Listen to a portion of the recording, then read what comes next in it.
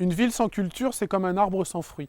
Nous avons la chance dans Amiens d'avoir une vie culturelle florissante. Il y a beaucoup de choses qui jalonnent toute l'année nos mois de printemps, d'été et même d'automne et d'hiver. Cette crise Covid que nous traversons, que nous avons traversée au plus profond de chacun de nous, nous a montré que l'absence de ces événements pèse sur notre quotidien.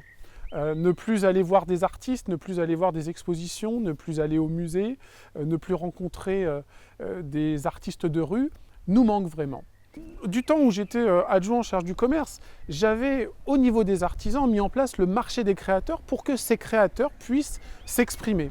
L'idée dans le mandat qui viendra sera de créer différents moments qui ponctueront l'année pour que les différents artistes, en fonction de leur création, puissent aussi s'exprimer.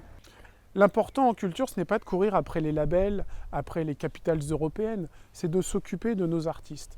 Ils sont en attente d'un soutien fort de la métropole, puisque la culture est une compétence de la métropole.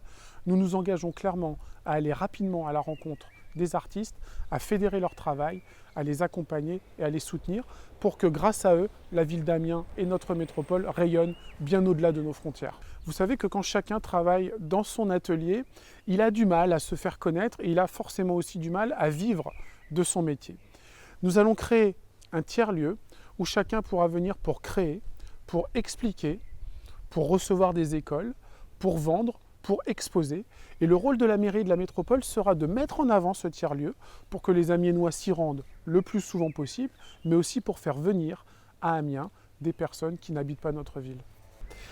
Pour que les plus jeunes d'entre nous aient accès plus facilement à la culture et à l'art, parce que vous savez que parfois ils se mettent des freins, nous allons mettre en place un pass culture.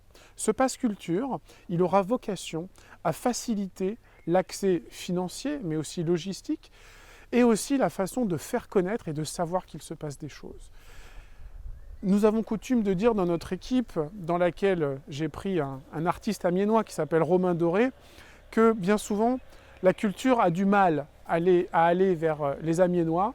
Notre mission sera de faire en sorte que ce soit la culture qui aille vers les Amiénois. Nous la ferons sortir des musées, nous la ferons sortir des médiathèques et nous enverrons toute cette culture vers vous pour que vous soyez conscients de tout ce qui se passe à Amiens.